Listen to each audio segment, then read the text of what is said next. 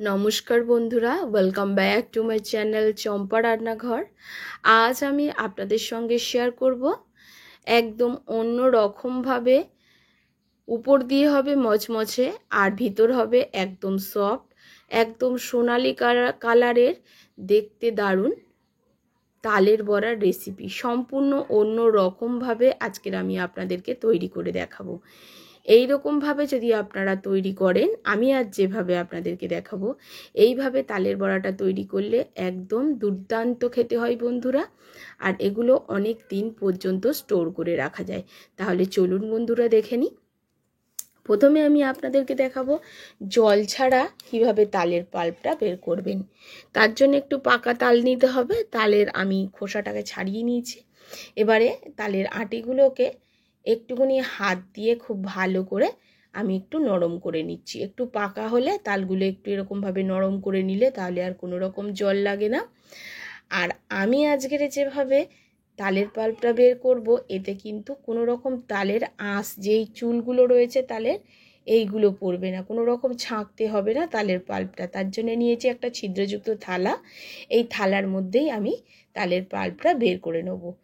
আমি এইভাবেই সবসময় তালের পাল্প বের করে থাকি বন্ধুরা। আপনারা অন্তত একবার এইভাবে করে দেখবেন, খুবই চটজলদি তাড়াতাড়ি হয়ে যায়। খুব ঘন তালের পাল্প বেরোয়, কোনো রকম আঁশ ছাড়া। হয়ে গেছে তালের পাল্পটা বের করা। আর দেখুন কতটা ঘন হয়েছে, কোনো রকম জল ছাড়াই কিন্তু তালের পাল্প বেরিয়ে গেছে। এখন আমি সরে যাব সরাসরি চুলায়, একটা কড়া বসিয়ে দেবো আর কড়ার মধ্যে তালের পাল্পটাকে নিয়ে নেব। তালের পাল্পটাকে একটুখানি আমি ফুটিয়ে নেব। তালের এই পাল্প যদি একটু ফুটিয়ে বা গরম করে আপনারা যদি তালের বড়াটা বানান, খেতে হয় দুর্দান্ত টেস্টি বন্ধুরা। আর যে একটা তিতা মতো ভাব থাকে সেটাও চলে যায়।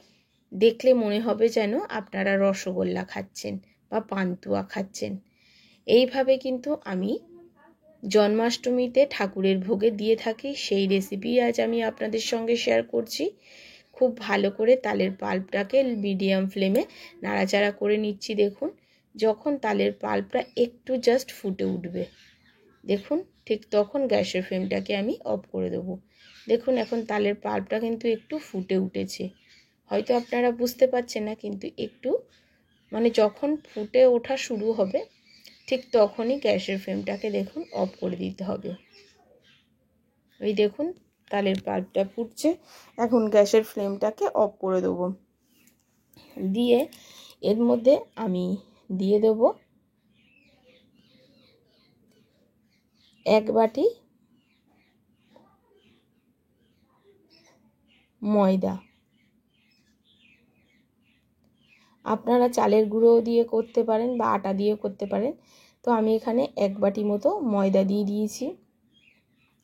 ময়দাটাকে প্রথমে তালের পাল্পের সাথে মিশিয়ে নিচ্ছি। এখন কিন্তু গ্যাসের ফ্লেমটাকে অফ করে দিয়েছি। অবশ্যই এই মেশানোর কাজটা গ্যাসের ফ্লেমটাকে অফ করে দিয়ে করতে হবে।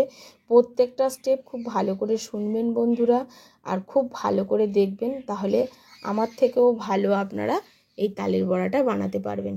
খুব ভালো করে এটাকে মিশিয়ে নেওয়ার পরে দিয়ে দেবো ওই বাটিরই হাফ বাটি সুজি। আপনারা এখানে চালের গুঁড়ো ব্যবহার করলে হবে, আর যদি ময়দা সুজি দিয়ে করতে চান আমি যেভাবে করছি সেইভাবে একবার করে দেখবেন। হাফ বাটি সুজিটাকেও খুব ভালো করে এর মধ্যে মিশিয়ে নেব।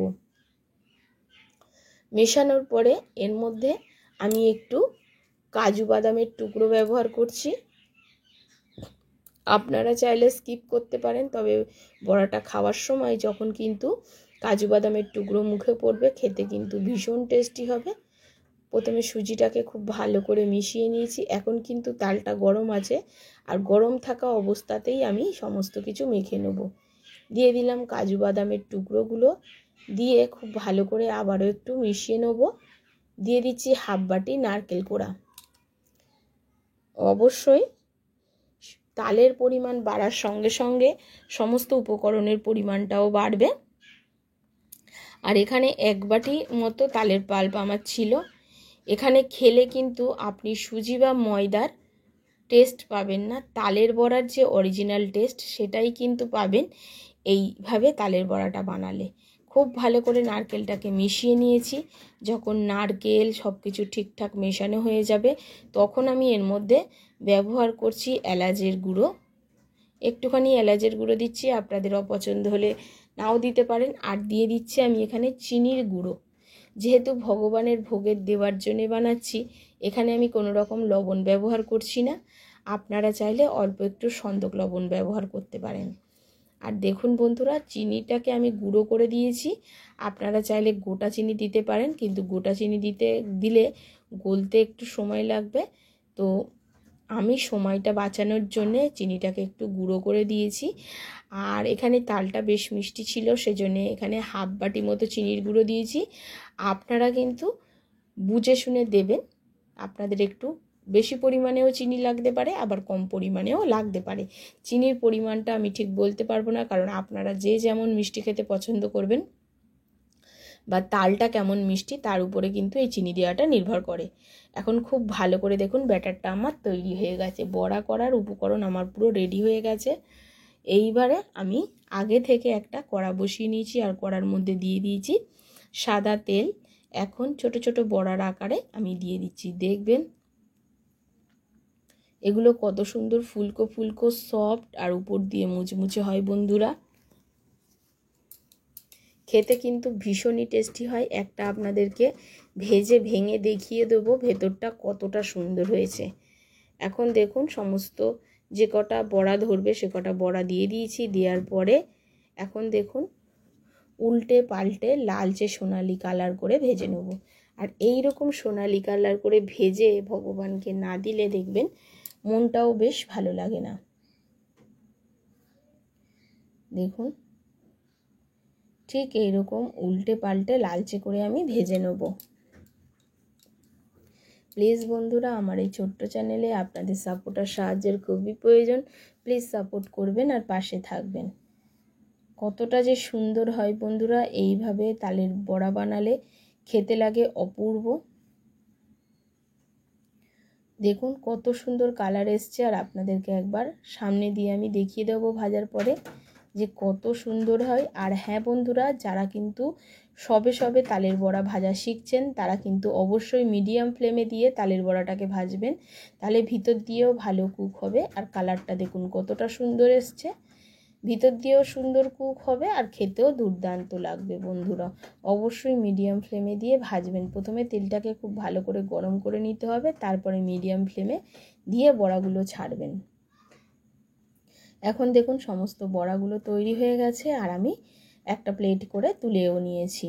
আর আপনাদেরকে সামনে দিয়ে দেখিয়েও দিচ্ছি, আর একটা ভেঙেও দেখিয়ে দেবো বন্ধুরা কতটা সুন্দর হয়েছে। আশা করছি আমার আজকের এই তালের বড়ার রেসিপি আপনাদের ভালো লেগেছে।